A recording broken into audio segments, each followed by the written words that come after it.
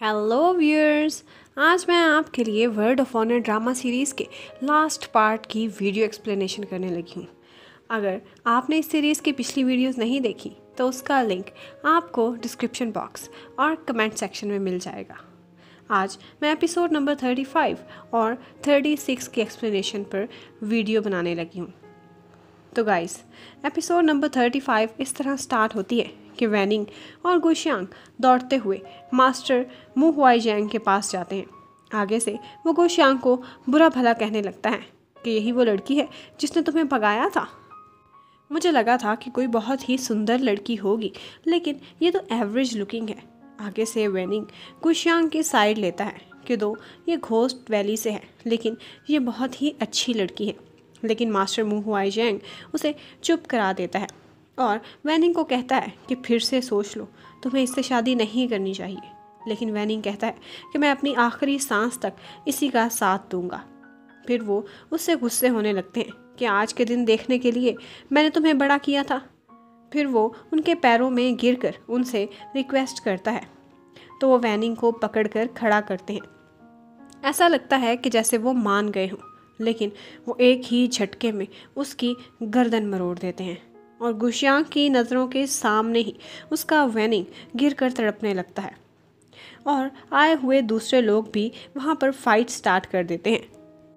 मरने से पहले वैनिंग गुशियांग को कुछ कहना चाहता था, लेकिन कुछ भी कहे बगैर ही उसके हाथों में दम तोड़ देता है। फिर गुशियांग बहुत रोती है, बहुत तड़पती है, लेकिन कुछ नहीं कर पाती। इतने में मू हुआईजैंग के बाकी साथी ड्रम बजाकर बाहर वाला दरवाज़ा खुलवा देते हैं और बाहर से और भी लोग घोस्ट वैली में दाखिल होकर बहुत ज़ोरदार हमला कर देते हैं। शोर सुनकर वैन केशिंग बाहर की तरफ दौड़ता है। बाहर जंग छिड़ी हुई थी और गुशियांग भी घोस्ट वैली का डिफेंस करती है। फिर वो दो तलवारें उठाकर मू हुआईजैंग पर हमला करती है, लेकिन वो इतना बड़ा मास्टर उसके हर वार से बच के उसी को ही ज़ख्मी कर देता है। फिर वो ज़ख्मी हालत में वैनिंग को याद करते करते बहुत फाइट करती है। फिर मू हुआईजैंग उस पर एक और वार करता है। जब वैन केशिंग ऊपर से आता है तो देखता है कि उसकी बहनों से भी प्यारी गुशियांग मरने के करीब है। वहाँ पर काफ़ी देर फाइट चलती रहती है। हमला करने वालों के साथ माउंट हुआ कबीले का ब्यूटी घोस्ट का एक्स बॉयफ्रेंड फेंगजू भी था। एक तरफ ब्यूटी घोस्ट लड़ रही होती है। मज़े की बात यह है कि फेंगजू मारा जाता है और वो भी ब्यूटी घोस्ट के हाथों। फिर कोई पीछे से आकर ब्यूटी घोस्ट को भी मार देता है। फिर दिखाते हैं कि स्कॉर्पियन किंग दूर से खड़ा सब कुछ देख रहा था कि घोस्ट वैली में जंग हो रही है और पैरालाइज्ड जाओ जिंग को भी दिखा रहा होता है और कहता है कि सारे लोग क्लेस्ट आर्मर के लिए लड़ रहे हैं। उनको तो पता भी नहीं है कि सारे के सारे पीसेस मेरे हाथ में हैं। और वो जाओ जिंग को बताता है कि आर्मरी की चाबी का सौदा मैंने आपके बदले में वैन केशिंग से किया था। और उसे दिखाता है कि चाबी और दो आर्मरी के पीस उसके पास पहले ही हैं। एक जाओ जिंग ने दिया था और एक विंडोज़ ऑफ हेवन से उसने लिया था, और बाकी के 3 पीसेस मू हुआईजैंग ने उसे देने का वादा किया है। वो जाओ जिंग को कहता है कि डैड देखें, 20 साल जिस चीज़ की आपने तमन्ना की है वो चीज़ आज चुटकियों में मेरे हाथों में है। वो हुआईजैंग गुशियांग को पकड़ लेता है और वैन केशिंग को रोकने के लिए ब्लैकमेल करता है और उसे कहता है कि आर्मरी की चाबी और ग्लेज्ड आर्मर के पीसेस मुझे दे दो। तो वैन केशिंग बहुत तड़पता है और कहता है कि पहले इसे छोड़ो। उधर से बाहर बैठा स्कॉर्पियन किंग अपना मैजिकल म्यूज़िक बजाने लगता है और फिर ड्रग मैन की आर्मी घोस्ट वैली पर हमला कर देते हैं। जैसे ही मू हुआईजैंग को ड्रग्समैन आर्मी का पता चलता है, वो गुशियांग को धक्का दे देता है और बाकी सबको वहाँ से भागने का कहता है। आगे से वैन केशिंग गुशियांग को पकड़ लेता है। वो अभी भी तड़प रही थी कि मैं इसे मार डालूंगी। वहाँ पे वैन केशिंग उसे कहता है कि मैं तुम्हारा मास्टर नहीं, मैं तुम्हारा बड़ा भाई हूँ। फिर गुशियांग उसे कहती है कि भाई प्लीज़ उसे मेरी खातिर ज़रूर मारना, मेरा बदला लेना। तो वैन केशिंग उससे वादा कर लेता है और फिर उसे सुकून आ जाता है और वो मरते मरते उसे कहती है कि अपना अच्छा ख्याल रखना, क्योंकि आपका ख्याल रखने के लिए अब मैं नहीं रहूँगी, क्योंकि मैं वैनिंग से मिलने जा रही हूँ। ये कहकर वो उसके हाथों में ही मर जाती है।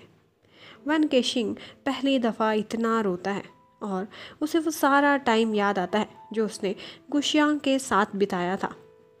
फिर वैन केशिंग उसे उठाता है और ले जाकर उसके ग्रूम के साथ बिठा देता है और वो उसका क्राउन वापस उसके सर पे रख देता है और फिर एक रेड कपड़ा उड़कर उस कपल के ऊपर आके गिरता है। तो वैन केशिंग बहुत हर्ट हुआ था। फिर भी हर तरफ ड्रग्स मैन के साथ सारों की लड़ाई स्टार्ट हुई थी।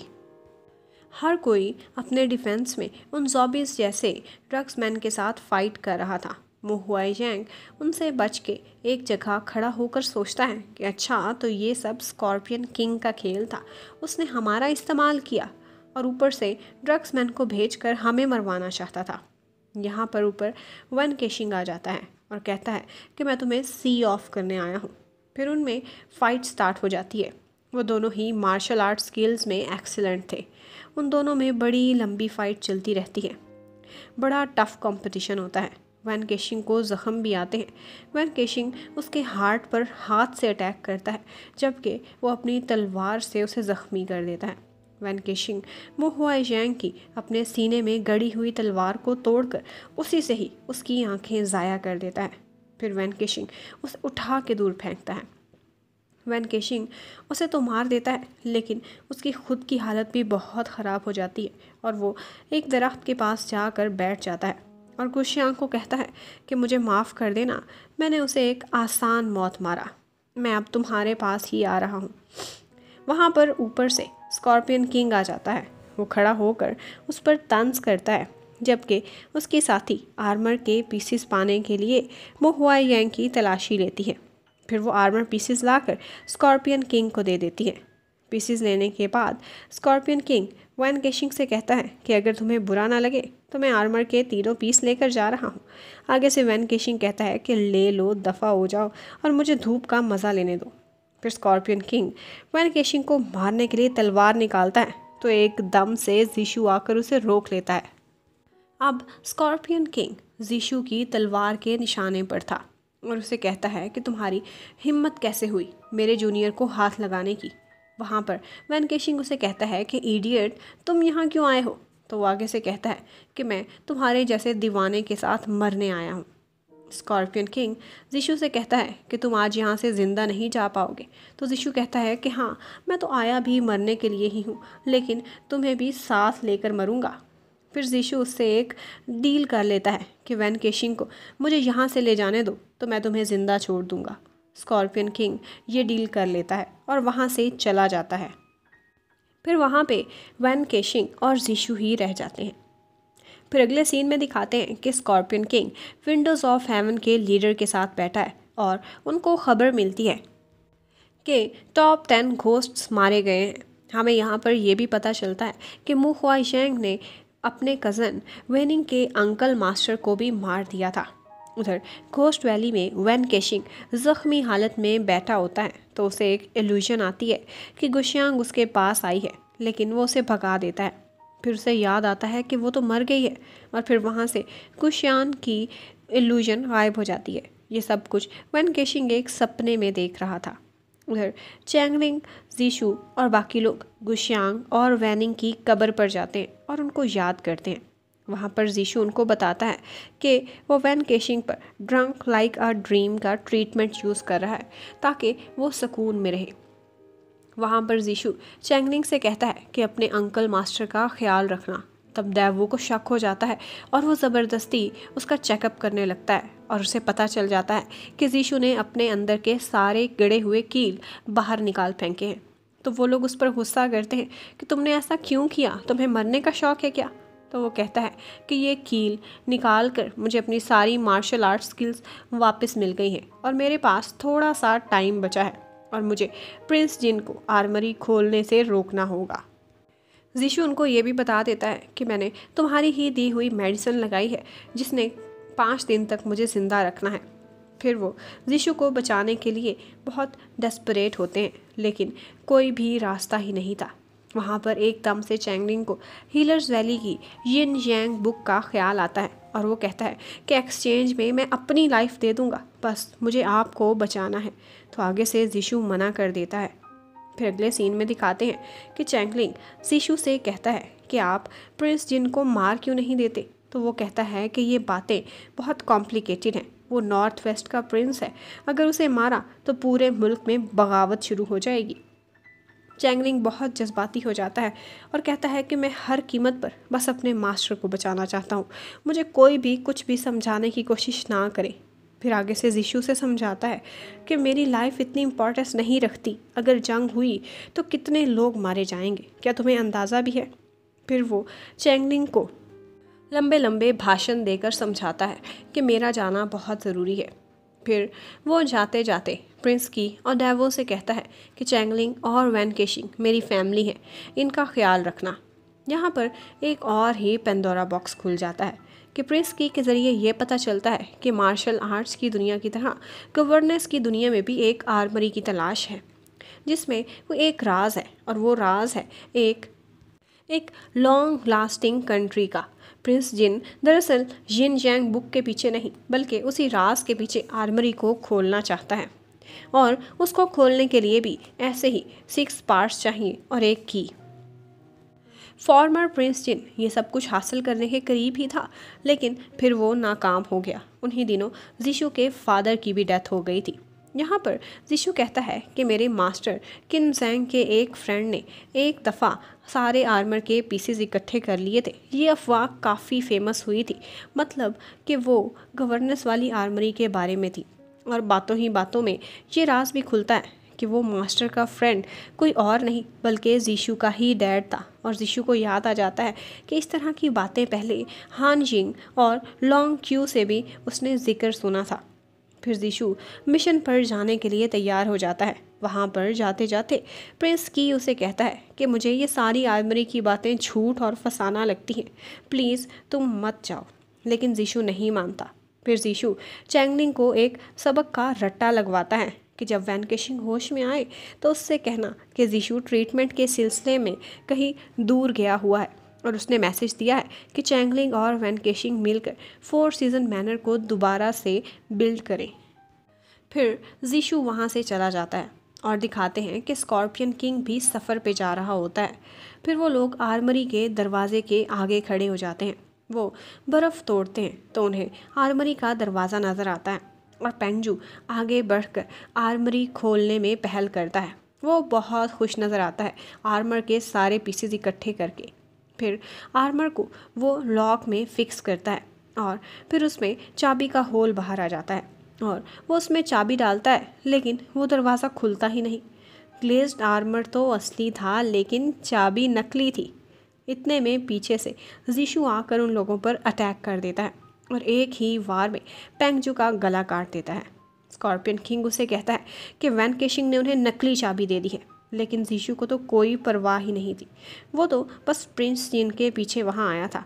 इतने में वहाँ पर स्नो स्लाइड शुरू हो जाती है। सारे लोग वहाँ से भागने लगते हैं, अपनी जान बचाने लगते हैं, लेकिन जीशू आंखें बंद करके मौत के इंतज़ार में वहीं पर खड़ा रहता है।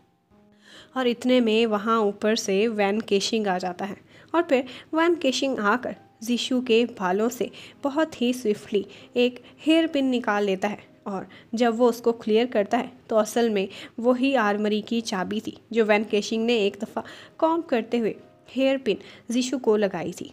दरअसल वो आर्मरी की चाबी थी, और वैन केशिंग ने वही चाबी आर्मरी में लगाई तो आर्मरी का दरवाज़ा खुल जाता है। इससे पहले कि स्नो स्लाइड उन दोनों के ऊपर गिरती, वो दोनों दौड़ते दौड़ते आर्मरी के अंदर चले जाते हैं। फिर अंदर जाकर जीशू उससे पूछता है कि तुम यहाँ क्या कर रहे हो। तो वैन केशिंग कहता है कि मैं तो उन लोगों का पीछा करते करते यहाँ आया हूँ, चाबी तो मेरे पास थी, लेकिन ये नहीं पता था कि आर्मरी कहाँ है। वहाँ पर जीशू हैरान होता है कि इतने दिनों में आर्मरी की चाबी मेरे सर पर लटक रही थी और सारी दुनिया इसी के पीछे पागल हुई फिर रही थी। फिर वैन केशिंग बताता है कि मेरे पेरेंट्स को मार के कोस्ट वैली वालों ने हर जगह ढूंढा, लेकिन घर में उनको चाबी ही नहीं मिली थी, क्योंकि मेरे पेरेंट्स ने उस चाबी को मेरी हेयर पिन बनाया हुआ था। वहाँ पर वैन केशिंग उसे ये भी बताता है कि उस ओल्ड मास्टर ये बाई जी ने मेरी जान बचाई है, फिर फ्लैशबैक में दिखाते हैं कि ये बाई जी ने वैन केशिंग का ट्रीटमेंट किया था, उसे हीलिंग दी थी, और वहाँ पे ये बाई जी कहता है कि ना ये मरेगा ना ही जीशू, मेरे होते हुए ये दोनों नहीं मर सकते। फिर वो दोनों अंदर जाकर जगह को लाइट अप करते हैं। वहाँ पे वैन केशिंग को यिन यांग बुक भी मिलती है। यहाँ पर जीशू वैन केशिंग को कहता है कि स्नो स्लाइड की वजह से यहाँ से बाहर जाने और अंदर आने के सारे रास्ते बंद हो गए हैं, और गर्मियाँ आने तक हम बाहर नहीं निकल सकते जब तक बर्फ़ नहीं पिघलती, और हमारे पास तो खाने पीने का सामान भी नहीं है। वहाँ पे उन लोगों को कुछ कबीलों की सीक्रेट फार्मिंग और प्लांटिंग की बुक्स भी मिलती हैं। वहाँ पर वैन केशिंग फिर एक स्पेशल बॉक्स देखता है जिसके अंदर 6 कल्टीवेशन मेथड की बुक पड़ी हुई थी, लेकिन जीशू सिर्फ इसी बात पर हैरान होता है कि इस जगह हर तरफ फार्मिंग और प्लांटिंग की बुक्स क्यों हैं। फिर एकदम से जीशू को सब कुछ समझ आ जाता है और वो कहता है कि ये लॉन्ग लास्टिंग कंट्री का राज है। तो वैन केशिंग कहता है कि इसका मतलब है कि यहाँ दिए गए टूल्स और टेक्नोलॉजी की मदद से पूरे मुल्क के लिए सफिशिएंट और स्टेबल ग्रेन्स की प्रोडक्शन हो सकती है। यहाँ पर जीशू कहता है कि इसका मतलब है जब मेरे डैड ने सारे पीसेस इकट्ठे करके आलमारी खोली थी तो उन्हें यहाँ पर इन ग्रेन्स के राजों के अलावा और कुछ भी नहीं मिला होगा, इसीलिए तो पुराने प्रिंस जिंग ने गुस्से में आकर उन्हें मार दिया था। फिर बातों बातों में वो लोग सोचते हैं कि अब उन लोगों के पास एक ही रास्ता है कि ये बाई जी की तरह वो लोग भी 6 कल्टीवेशन मेथड को मास्टर करें, जिसकी बुक यहाँ मौजूद है। दरअसल जीशू को वैन केशिंग की जान की फ़िक्र थी कि वो यहाँ कैसे ज़िंदा रहेगा, जबकि वैन केशिंग वहाँ जीशू की फ़िक्र में आया था। फिर वो दोनों बैठ जाते हैं और यहाँ पे हमें पता चलता है कि इस स्किल को मास्टर करने के लिए 2 लोगों की ज़रूरत होती है, और ये हमेशा ठंडी जगह पर पहाड़ों के ऊपर होती है। इस दौरान इन लोगों के पूरी बॉडी स्ट्रक्चर में बहुत ही सख्त किस्म की तब्दीलियाँ आती हैं और बहुत पेन से सफ़र करना पड़ता है। इस दौरान अक्सर नज़र और हेयरिंग पावर भी कुछ टाइम के लिए ख़त्म हो जाती हैं। वो दोनों फैसला करते हैं कि एक दूसरे को सपोर्ट करते रहेंगे। जे बाई जी का भी एक पार्टनर था जो कि प्रोबेबली उसके साथ मिलकर यही स्किल मास्टर करने की कोशिश कर रहा था, लेकिन वो बेचारा मारा गया। फिर वो दोनों प्रोसेस स्टार्ट कर देते हैं और बिल्कुल एक दूसरे के सोलमेट्स लगते हैं। मेथड के दौरान एक पॉइंट पर जीशू की हियरिंग पावर ख़त्म हो जाती है। यहाँ पर वैन केशिंग आंखें खोल लेता है और उसे कहता है कि तुम विंडोज़ ऑफ हेवन के लीडर रहे हो, तुम्हें तो बहुत समझदार होना चाहिए था, तुम मेरी हर बात पर क्यों बिलीव कर लेते हो। फिर हमें दिखाते हैं कि वैन केशिंग के बाल एक ही दम से ग्रे हो जाते हैं और वो बूढ़ा हो जाता है। फिर फ्लैशबैक में दिखाते हैं कि जब ये बाई जी वैन केशिंग को ठीक कर देता है, ये बाई जी उसे बताता है कि जीशू मरने वाला है, लेकिन मेरे पास एक मेथड है जिसकी मदद से वो बच सकता है, लेकिन उसकी कीमत है तुम्हारी जान। तो वैन केशिंग फ़ौरन से मान जाता है कि मेरे लिए इससे बड़ी और क्या बात होगी। तो ये बाई जी उसे कहता है कि मैं अपनी 6 कल्टीवेशन पावर तुम में ट्रांसफ़र कर रहा हूँ। फिर वैन केशिंग कह रहा होता है कि जीशू मैंने तुमसे झूठ बोला, मुझे माफ़ कर देना। फिर वो उसके साथ बिताया हुआ टाइम याद करने लगता है और उसकी आंखों में आंसू आ जाते हैं। असल में 6 कल्टीवेशन मेथड की हकीकत ये थी कि ये इतना पावरफुल और फ्यूरियस मेथड था कि कोई भी इंसान इसको बर्दाश्त नहीं कर सकता था। इसमें एक इंसान सब कुछ बर्दाश्त करता था, बिल्कुल एक फर्नेस की तरह, और दूसरे इंसान को एक नई ज़िंदगी देता है। जब जीशू अपनी आंखें खोलता है तो वो शॉक्ड रह जाता है कि वैन केशिंग बिल्कुल बूढ़ा हो चुका है। ऐसे लग रहा था कि जैसे उसकी उम्र जीशू को लग गई है।